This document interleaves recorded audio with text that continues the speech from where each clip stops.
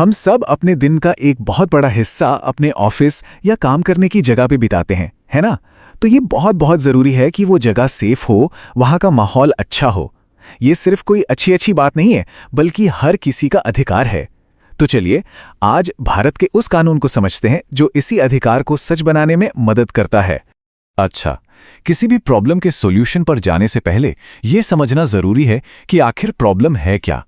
तो जब हम कहते हैं यौन उत्पीड़न या सेक्सुअल हैरेसमेंट, तो पॉश एक्ट के हिसाब से इसका असली मतलब क्या होता है? देखिए, कानून इस शब्द को बहुत बड़े दायरे में देखता है। ये सिर्फ फिजिकल कांटेक्ट तक सीमित नहीं है। कोई भद्दे मजाक कर रहा है, गलत तस्वीरें भेज रहा है या फिर किसी को इस तरह से देख रहा है जिससे वो असहज महसूस करे, ये सब भी हरासमेंट माना जा सकता है। यहां जो सबसे जरूरी शब्द है वो है अनचाहा, मतलब कोई भी ऐसा बर्ताव जो सामने वाले की मर्जी के खिलाफ हो। तो जब प्रॉब्लम इतनी सीरियस है तो इसका हल क्या है? अच्छी बात यह है कि भारत के पास इसका एक बहुत मजबूत जवाब है, पॉश अधिनियम। चलिए देखते हैं कि आखिर है क्या और ये काम कैसे करता है। ये कानून खास तौर पर वर्क प्लेस पर महिलाओं की सेफ्टी के लिए बनाया गया है और इसकी जड़ें जुड़ी हैं विशाखा गाइडलाइंस से। ये गाइडलाइंस एक बहुत ही ऐतिहासिक कोर्ट केस के बाद आई थीं और इन्होंने ही पहली बार भारत में वर्क प्लेस पर यौन उत्पीड़न को एक गंभीर मुद्दे के तौर पर सामने रखा था। वैसे मैंने अभी इसका जिक्र किया है, देखते हैं किसका ध्यान था। पॉश एक्ट असल में किस साल में लागू हुआ था? अगर आपने 2013 सोचा तो आप बिल्कुल सही है। ये वो साल था जब भारत ने वर्क प्लेस सेफ्टी की तरफ एक बहुत बड़ा और जरूरी कदम उठाया था। अब देखिए, सिर्फ कानून बना देना तो काफी नहीं होता है ना? उसे सही से लागू करना भी तो जरूरी है। तो आइए अब ये देखते हैं कि पॉश एक्ट कंपनियों पर यानी एम्प्लॉयर्स पर एक सेफ माहौल बनाने के लिए क्या-क्या जिम्मेदारियां डालता है। ये एक बहुत ही इंपॉर्टेंट सवाल है क्योंकि यही इस कानून को लागू करने का सबसे बड़ा हिस्सा है। तो वो क्या कंडीशन है जब एक कंपनी को ये स्पेशल कमेटी बनानी ही पड़ती है? बस 10। ये छोटा सा नंबर बहुत मायने रखता है। जी हाँ, सिर्फ 10। इसका सीधा सा मतलब है कि छोटे छोटे स्टार्टअप्स से लेकर बड़ी बड़ी मल्टीनेशनल कंपनियों तक लगभग हर ऑर्गेनाइजेशन को इस नियम को मानना होगा और एक इंटरनल कंप्लेंट्स कमेटी यानी आईसीसी बनानी होगी। और देखिए, इस कानून की सबसे अच्छी बात यह है कि ये सिर्फ प्रॉब्लम होने के बाद एक्शन लेने को नहीं कहता, बल्कि इसका फोकस एक ऐसा माहौल बनाने पर है जहां ऐसी प्रॉब्लम हो ही ना। इसीलिए कंपनीज की जिम्मेदारी सिर्फ आईसीसी बनाना नहीं है, बल्कि अपने एम्प्लॉयज को इसके बारे में रेगुलरली जागरूक करना भी है।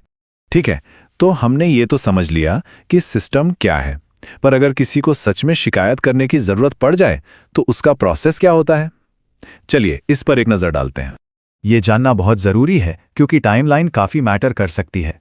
तो कोई घटना होने के बाद शिकायत करने के लिए कितना वक्त मिलता है? घटना होने के 90 दिनों के अंदर। ये टाइम लिमिट इसलिए जरूरी है ताकि जो भी सबूत हैं वो फ्रेश रहें और गवाहों को सब कुछ ठीक से याद रहे, जिससे एक फेयर जांच हो सके। ये पूरा प्रोसेस न सिर्फ टाइम पे होता है, बल्कि इसे फेयर और कॉन्फिडेंशियल भी रखा जाता है ताकि शिकायत करने वाला बिना किसी डर के अपनी बात रख सके। आईसीसी को 90 दिन के अंदर जांच पूरी करके अपनी रिपोर्ट देनी होती है और उस रिपोर्ट पर एक्शन लेना कंपनी के लिए जरूरी होता है। अब जब हमने प्रोसेस समझ लिया है तो इसके नतीजों की बात करते हैं। आईसीसी के पास असल में कितनी पावर होती है और अगर कोई इन नियमों को नहीं मानता तो क्या होता है? मतलब आसान भाषा में कहें तो आईसीसी कोई हल्की फुल्की कमेटी नहीं है। ये एक बहुत सीरियस बॉडी है। इसे सबूत इकट्ठा करने और गवाहों को बुलाकर पूछताछ करने की असली कानूनी ताकत दी गई है, बिल्कुल एक सिविल कोर्ट की तरह। एक और जरूरी बात, इस कानून को मिसयूज से बचाने के लिए भी बनाया गया है। ये विक्टिम्स को तो बचाता ही है, पर यह भी पक्का करता है कि कोई इसकी आड़ में झूठी शिकायतें ना करे।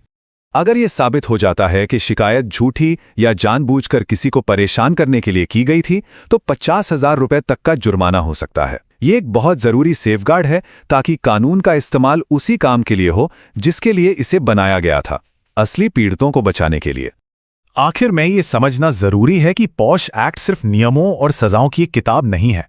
इसका असली मकसद है हमारे वर्कप्लेस के कल्चर को बदलना, एक ऐसा माहौल बनाना जहां हर इंसान खुद को सेफ, वैल्यूड और सम्मानित महसूस करे। और ये बात एक सेफ वर्कप्लेस बनाने पर बिल्कुल फिट बैठती है। ये कोई एक दिन का काम नहीं है। इसके लिए मैनेजमेंट और एम्प्लॉयज दोनों की तरफ से लगातार कोशिशों और कमिटमेंट की जरूरत पड़ती है। तो आज की इस बातचीत को इसी सवाल पर खत्म करते हैं। क्या आपका वर्क प्लेस एक ऐसी जगह है जहां हर कोई सुरक्षित और सम्मानित महसूस करता है?